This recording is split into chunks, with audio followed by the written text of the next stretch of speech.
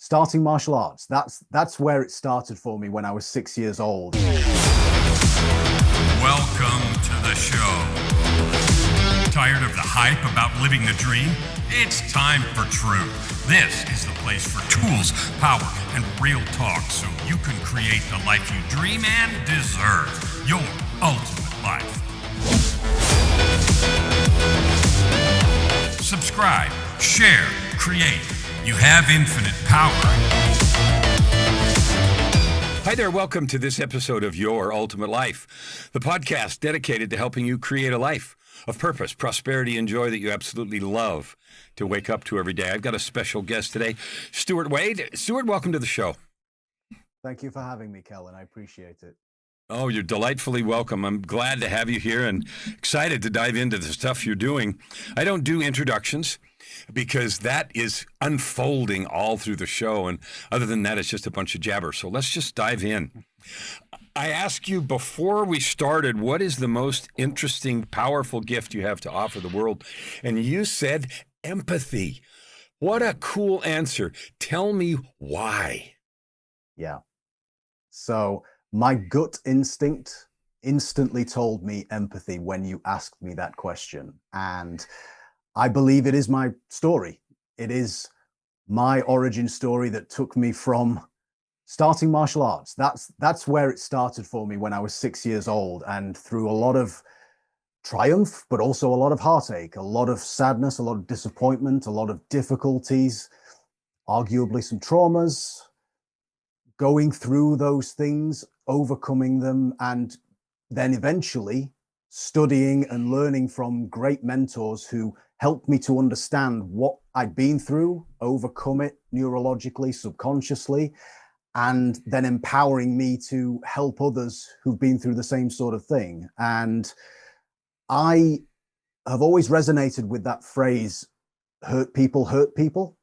And I want to change that, because I've been one of those hurt people, but I don't want to hurt people. I want to help people. I want to empower people, but I deeply feel for people when they've been through struggles and difficulties. And I feel like it's my mission to help people around the world with that. And here we are today. So that's a special gift, because so many people everybody has, their own list of traumas and struggles, right? Everybody feels like nobody knows the trouble I've seen but Jesus. Everybody thinks their life is the worst of whatever, and it's probably true for them. And you decided that after you overcame those things and got the help you needed, you decided you were going to set about helping others. I mean, you could have just said, I'm cool, I got it. But you said, no, I feel called to help in that way. Tell me about that. Yeah, absolutely. So I've always been quite a caring person naturally, and I definitely attribute a lot of that to my upbringing from my parents, my family. We have been a bit of a typical British family in some ways, the stiff upper lip and that kind of thing. But there was always a lot of care and a lot of love there, and it was visceral. You felt it. And so I think having that instilled in me from a young age really laid the foundations for this. And so when I've been through difficulties that I've been through, seeing others going through that around the same time, even afterwards, I've always felt for them. I've always wanted to help where I can. And so, as by chance would happen, meeting certain mentors and getting the help that I needed with, at the time, it was clinical hypnotherapy that I received a number of years ago now. Getting that help actually provided the vehicle for me with which I could help people, because it's one thing being a supporting person, just being there as a shoulder to cry on, or being just there to listen and be a sounding board, but I feel called to do more. And learning clinical hypnotherapy and the various other modalities that I've been trained in over the years through different mentors, that gives me the vehicle to really help people at a deep level. And help them to overcome whatever they are going through. And I love that. I really love that. It's a real joy for me. You know, that's interesting because one of the ways I describe that feeling is that we literally, physiologically, we're built to love and serve. And people ascribe it to survival and a bunch of other things. But when we're in the mode of helping and in community and, you know, we have more oxytocin, serotonin, dopamine, we have these good things that feel in us. And you know what else I think? I mean, we all know that there's two parts to us. There's a physical part and there's an energetic or spiritual part. And I think there's some kind of parallel neurotransmitters in the spirit. You know, we don't know their names, but because it just feels juicy. It feels fun to see someone succeed and to love and serve. And, you know, some people have lived with difficulties and they beat that feeling out of themselves or allowed circumstance. But the truth of our natures is we are literally built to love and serve. So I love that you said you with emphasis, I'm called to do that. Tell me about that calling. Like, you're going to have empathy for people's struggle. Are you trying to help 10 people, 1,000, 1,000,000? Like, what is your, if you picture the world after Stuart has spread the blanket of empathy, what does it look like? Totally different. Tell me something. Yeah. So I genuinely believe that when we can get over the competition aspect and the kind of tribal programming that we often have as human beings, and we can actually see that collaboration and teamwork will help us to go further together as a species and solve some of the difficulties that we're experiencing in the world right now and some of the things that may be on the horizon. I truly think that every single life on the planet could be changed with that. And it's not necessarily that I'm going to be working with every single person individually to do that, but it's helping the people that can make the change, you know, working with those people who have the power to change the course of history and filter it from the top down, because I truly believe that most people are good. Everybody is good deep down, and we just got to tap into that and remind each other what it's all about. Yeah. Wonderful. So there's some really interesting and I would argue really powerful things that you've said there. I believe deep down everybody is good. There would be people that would challenge that. There would be people that say, no, we're basically animals, greedy. I got mine, screw you and your dog. That people would argue that, and because their life experience has taught them that. And you are saying, yeah, I acknowledge all that, but I still believe that if we can tap into the right, we use some woo-woo words here, tap into the right frequency or vibration or whatever it is, and, you know, come to our true selves and all that crap that we say, and it's not crap, but it sounds like it sometimes, that we can actually and really make some fundamental changes. Do you believe that? I really do. Yeah, I really do. How does that manifest? So I see before me a wonderful, empathetic, powerful man who's gone through his own changes and has made it his mission to help.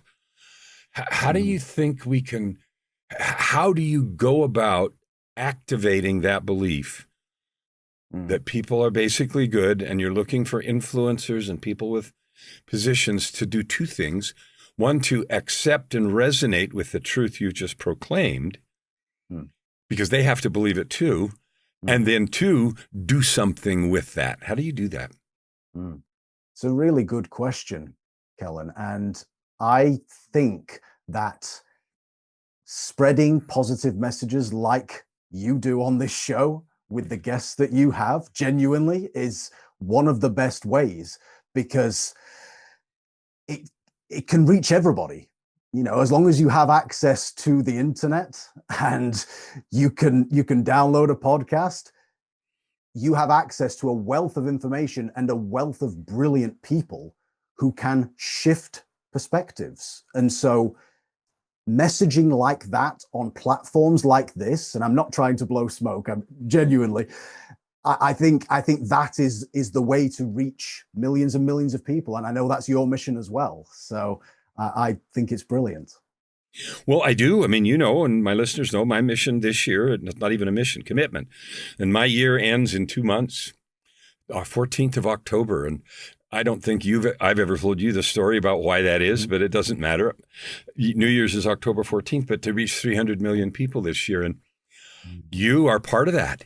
Not just you, but everybody that you'll share this with, because it isn't just my message. It's your message of empathy, positivity, possibility, the message that deep down everybody's good, the message that no matter what you've been through, there's a way through it. And you have developed mastery at certain tools, hypnotherapy, and you didn't tell me the others, but it doesn't matter. A slate of modalities that you apply in circumstances to give people the vision and the opportunity to see what could be. And together we're going to do that. We are going to change the world. So I can't help but notice the great slate of trophies on the shelf behind your head. Okay. And I don't think it's an accident that you are positioned there as we do this interview. So tell me about those things. What does that represent in your life?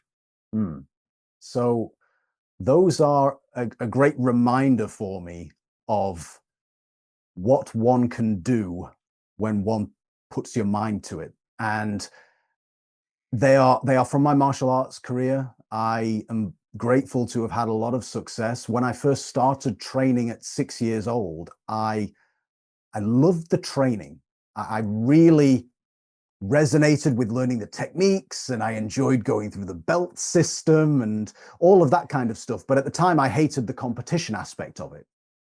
And as a result, I didn't have a lot of success very early on. But it was only when I overcame some difficulties early on. I failed my black belt grading at the first time of asking, which was just before my 9th birthday.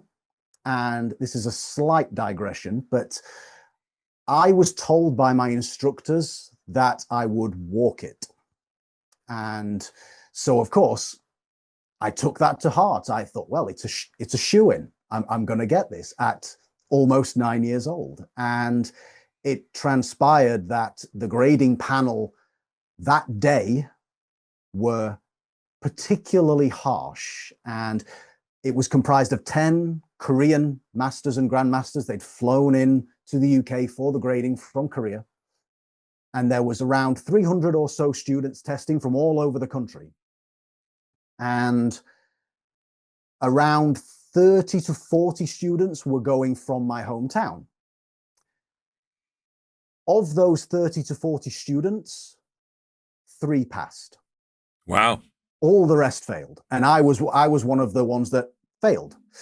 And the way that they did that, I believe, again, was particularly harsh, because at the close of the grading, when they were announcing the results, everybody was sat cross-legged on the hard flooring in straight rows, straight backs, good posture, silence.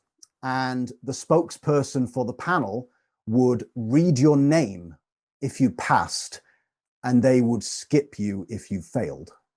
And so they went along the rows, student by student. And so the student to my right, his name was read. And so I knew that mine was going to be next. And it wasn't. It was the person to my left. And so they skipped me. And in that moment, I was heartbroken, absolutely heartbroken, because I traveled down almost to London on my own, without my parents, without my family, just with the other students. And so that was the moment for me that really sparked some resilience, because once I'd gotten over that initial heartache, I never wanted to feel that again. And I tested again a few months later, about 3 months later, and I passed at that point. And I specifically remember seeing a student who I was familiar with that failed that day. And I even remember to this day consoling him at that time, because I'd been there a few months prior. And I knew that if I could just give some encouragement in that moment, it would help him on his next grading and hopefully beyond. And so getting back to the competition side, once that resilience and motivation to succeed was sparked within me, I started having more success competitively. And from the age of 13, pretty much every year until I stepped away from competition in my mid-20s, I represented Great Britain or England in major internationals every single year. And I'm very blessed to have won 4 world championships, 3 European championships, and 20 British championships throughout my time competing. And so this shelf behind me is a reminder to what I can do when I put my mind to it, and that resilience to overcome challenges. Things aren't always going to go the way that we want them to, but if we want it badly enough, the how will figure itself out. We'll find a way. So I love that last sentence, the how will figure itself out. I was in a mastermind many years ago for several years with someone who's retired now, but many call him the godfather of coaching, Steve Chandler, who's written like 40 books and helped with the University of Santa Monica Masters in Spiritual Psychology program and all this stuff. But anyway, his way of saying that was when the want to gets big enough, the how to just shows up. You know, yep, I like that. And that's what you just said, and I love it. And Steve is a great, big, tall guy. He's a big, well, I don't know, 6'4" or 5", whatever. And he's big, and he's so deadpan. He is so funny, accidentally funny, right? But anyway, so I love that, the how to. Now, that's a wonderful and inspiring story. And as you work with people, with your empathy and your ability to understand, like you've consoled that other fellow, how difficult is it to get people to see, to internalize and own the truth that whatever their struggle is, that it is also true, that when the want to gets big enough, the how shows up, or that you can create whatever you want to if you want to go work at it, or if you won't give up, or if you get the right help or mentors, and all the stuff that we say as coaches, because it's so easy for people to say, yeah, but it doesn't count. Yeah, but that's different. Yeah, but I'm special. Yeah, but you don't understand. Yeah, but. And it reminds me of Bugs Bunny, wabbit, right? So, and anybody that's old enough to remember Elmer Fudd, you know that. But so how hard is it to get people to slow down enough and to bodily internalize that truth? It's a good question. And oftentimes it's individual. The one person will have a different switch than another, but I found that letting them air out whatever their story is, and then meeting them where they are, and metaphorically taking them by the hand to just challenge some of those limiting beliefs in an empathetic way, with concern, with care, just get them to challenge some of those things to see if that narrative is actually true. Then if there's willing there, then we can start to unravel these things and figure out what the deep burning reason why is that they want a different outcome. Because if they've come to me in the first place, there's an inkling at the very least that they want something different. Yeah. So there is. And I love that you said meet them where they are, and that's another coachy type buzz phrase that we use. What does that mean? So if a client comes to me and tells me why everything in their life is crap and nothing's working out, it won't work for them for XYZ reason, I would say, yeah, I can see that. I can really feel that for you, and it's tough. It's a real tough situation. And if they are using colorful language, I might meet them there with that as well and throw a few more colorful terms in there as well, because at least then I'm acknowledging their pain. I'm acknowledging what they're going through, and that makes them feel seen and heard. And so then automatically that builds that rapport with what I'm saying, and they are going to hold my thoughts, my words in a little bit higher esteem. That brick wall that they've built up is just going to start to come down. They're going to take some bricks off there and start to just let some of my words in at that point. But it does start with acknowledging that, because if I was to go in saying, no, don't be silly, it's not all bad. No, it's not going to jive with them. They're just going to be completely ignorant to that, because it's so different to the narrative that they've told themselves. So that's what it means to me. Meet them where they are, acknowledge that they're seen, they're heard. Okay, now let's start to move things along. Let's start to change that a little bit. You said two really important points. One is the willingness. You know, what medical professionals say and show all the time, that the biggest determining factor for someone healing, even from serious and life-threatening illnesses, is their desire to live. I want it. I want it. And fanning the flame of want to is such an important part of what you do and your ability to reach people. And the second thing, besides that want to, is meeting them where they are. I think of that in terms of listening, how we listen to them. And listening is such an underdeveloped skill, because we spend our time, it seems to me, listening with the idea of how even if we're trying to help, excuse me, okay, I hear you, and here's what I'm going to say, and ooh, I've got all this cool stuff lined up, and I'm just going to blow you away with all this amazing stuff. And instead, what I found is what you've said. If I listen with nothing in mind except just to be with you and hear you, and then it might take some space after you're done talking before I even have anything to say, because half my mind hasn't been busy concocting that. The energy of that kind of listening is what creates that connection. Because somebody can feel right away when you're even 2/3 there. And so you've captured something that I want to restate, because I agree with it so much, that our willingness, and that has to do with vulnerability, because we sometimes have the idea we're supposed to, quote, know some kind of an answer or whatever. And if we dump that whole idea, we're just there to hear you. And then we think with you together, well, I don't know, but what about this? From the same place that we were with them in listening.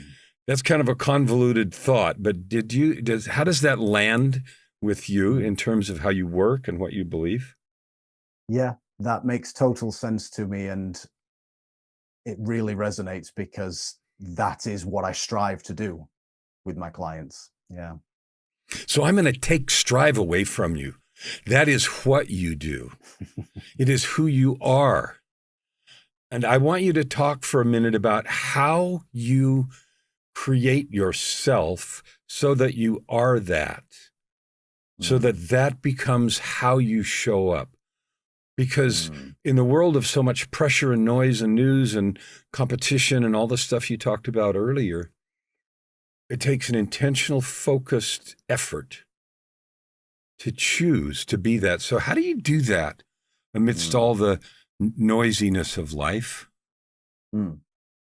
So I'll bring this back to martial arts a little bit, because predominantly when I was either in a grading or in a competition side of the martial arts, I would be fully focused. I would be fully zoned in and present in the moment. There was no thoughts going on about something that happened back then or something that may happen. I'm not worried about what other people are thinking. I'm just fully present in the moment, in my mind and body, doing what I need to do in the moment. And when I'm working with someone, it's exactly the same. I'm fully present in the moment. I'm not concerned about anything outside of what's going on between the two of us at that time. I like to ground myself, first of all, and take some deep breaths just to give myself some space and some separation from the noise and all of the demands that go on outside of delivering a session. And once I've given myself that space, I allow myself to just become fully present. And then I can direct that present energy towards my client. And that's how, again, I can meet them where they are without any preconceived ideas, without any agendas going in, without some protocol that I want them to try. I'm just there. And that enables me to listen and to empathize deeply with them. And then we figure it out from there. And then we figure it out from there. I love that. How important, like people are going to listen to this and they're going to think whatever they think, but I want you to give some instruction, as it were, right now about how people can do some of that separation, because my experience is that most people don't know how to do that. When I talk to people about being still or stillness or being present or meditation or however we want to describe that thing, they're like, yeah, my mind's too busy. I don't have time. 5 minutes, 20 minutes. Are you out of your mind? You know, they sort of are responding from the place of overwhelm and busyness. And you've now told me that that's what you do. So you have developed a practice of creating space to allow you to give that unbelievable gift of presence and listening. I want you to teach us here for a minute some things about how to do that. So Joe or Jane or Barbara or Bill or whoever's listening right now, and they may be wondering about that. So even forget being coaches or anything, just managing life. Talk to me about how to help someone do that right now. One of, if not the simplest technique that I ever learned to calm my mind, calm my body, and become more centered, grounded, and present is a breathing technique called the physiological sigh. And I'm sure that some of your listeners may have heard of that. It's a neuroscience practice that I've heard some prominent neuroscientists talk about. And since I adopted that a few years ago when I first learned about it, it's been an absolute game changer for me personally and the clients that I teach it to. And so what I recommend that they do is just sit comfortably. You could do it standing, but it's helpful to sit and just get comfortable first of all. If you want to close your eyes, you can. You don't have to. It doesn't matter really. And the process is a double inhale through the nose and then a slow exhale through the mouth. Now, I'll get a little bit sciencey here, but it's fine. When we do a full intake of breath, not every alveoli in our lungs inflates because it doesn't need to. Our bodies don't, or rather our bodies keep in reserve some space at times. We don't use every single muscle fiber when we're doing a bicep curl at the gym, unless we're trying to max out. And even then, we still have some in reserve. It's the same thing. And so our body will inflate as many alveoli as it needs to when we inhale. But then when we force another inhale, we get some extra oxygen in there. We force extra alveoli to inflate. Now, what that does is gives more oxygen to attach to our red blood cells, which will then filter out into our body and our minds, our brains rather. But then when we slowly exhale through the mouth, that is telling our parasympathetic nervous system, which is also known as the rest and digest nervous system, that we're safe. We can relax. It's calm. We don't need to be anywhere. We're not getting chased by a saber-toothed tiger right now. We can just relax.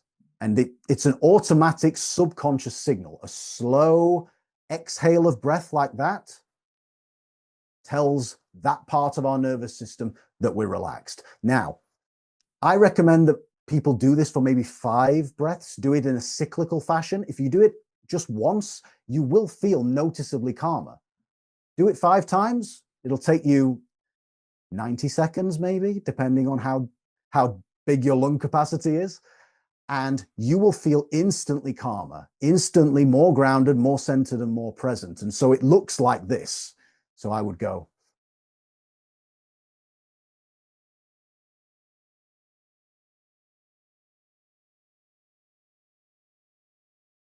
That's 1. So I would do that 5 times, and I would guarantee that after doing that, you feel calmer, there's less intrusive thoughts, you feel more relaxed, more present.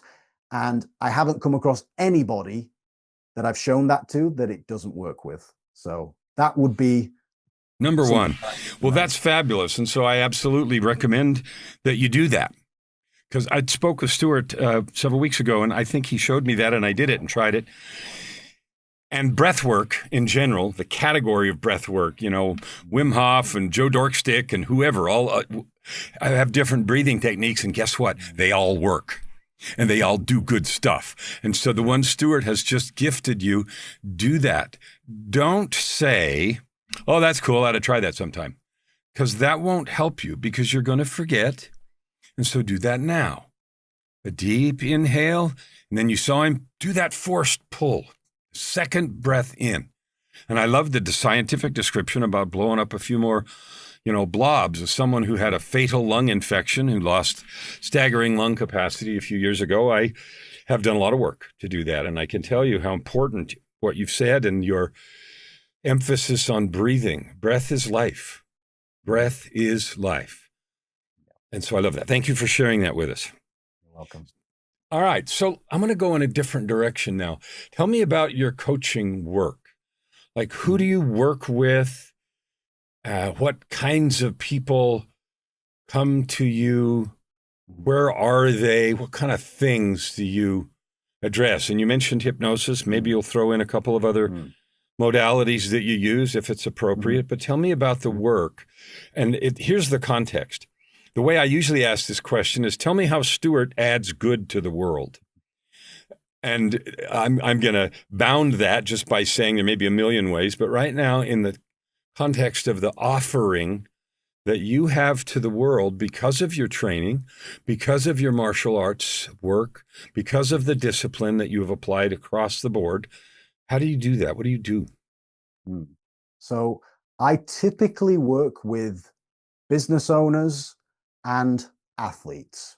Generally speaking, those are the people that I work with. That said, I do have the odd client now and again that doesn't fit into those demographics, but they're struggling and they resonate with me, my messaging, and they feel that I'm the right person to help them. And so if that is reciprocated, then I take on those people as well. But generally speaking, it's the business owner who's stressed.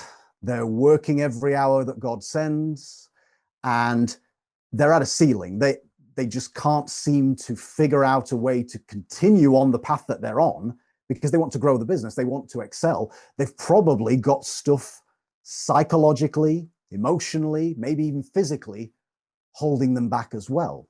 And so they're spinning a bunch of plates while actually dealing with stuff that maybe no one else knows about as well. So I help them to overcome whatever those things are, whether it is a traumatic experience or something that happened at a certain point in their lives that created some kind of limiting belief that they're not good enough, they'll never achieve the heights that someone else has, it's not for them, whatever the internal narrative may be.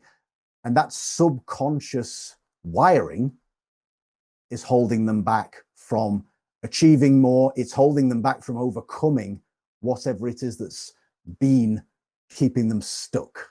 And so I meet them where they are.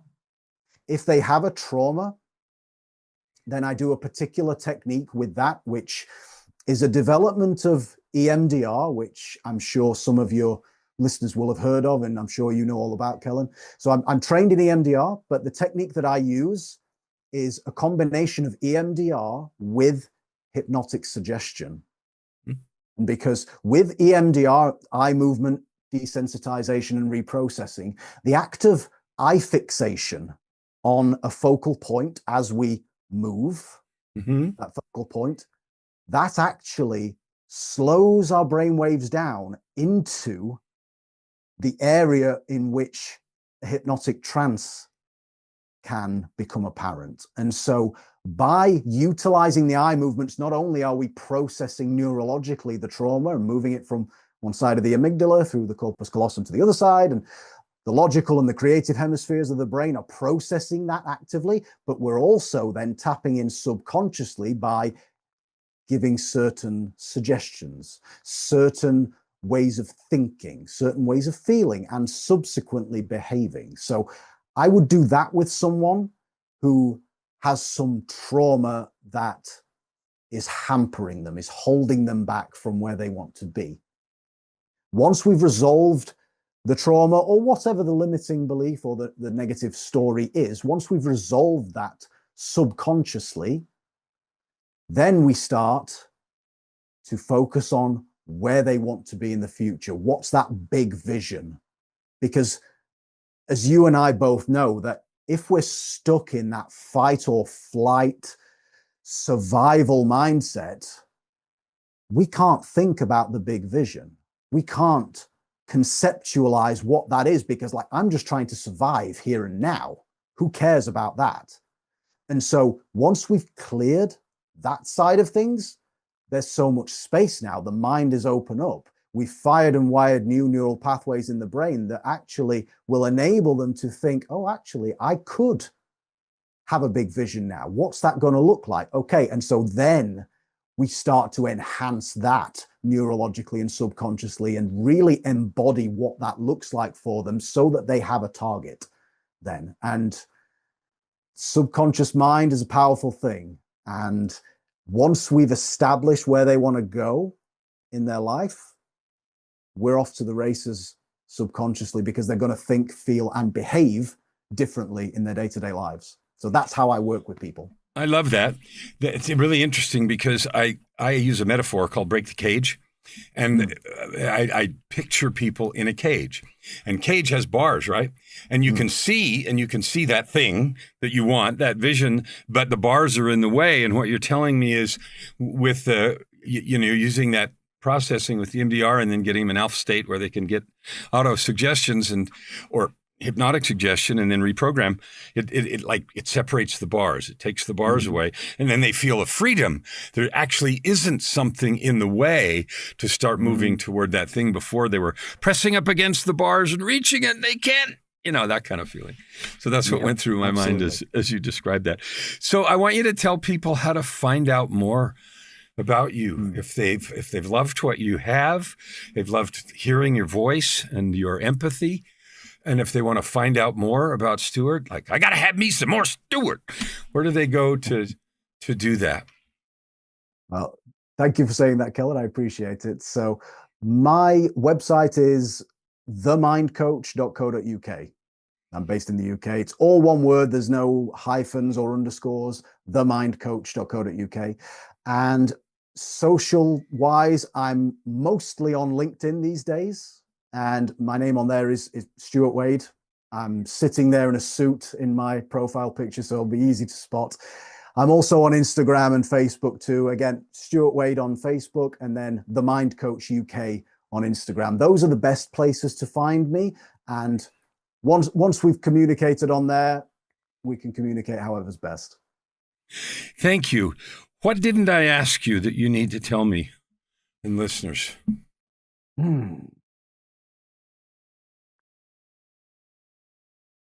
You didn't ask me about the book that I'm going to be writing. I want to hear about the book you're writing. So with your encouragement, which I really appreciate, I'm going to be writing a book. I've co-authored on another book previously called The Black Belt Mindset, which combines the martial arts, the mindset, and the business. And that was great. I loved that. I'm actually going to be co-authoring another one with the same author too in the coming months.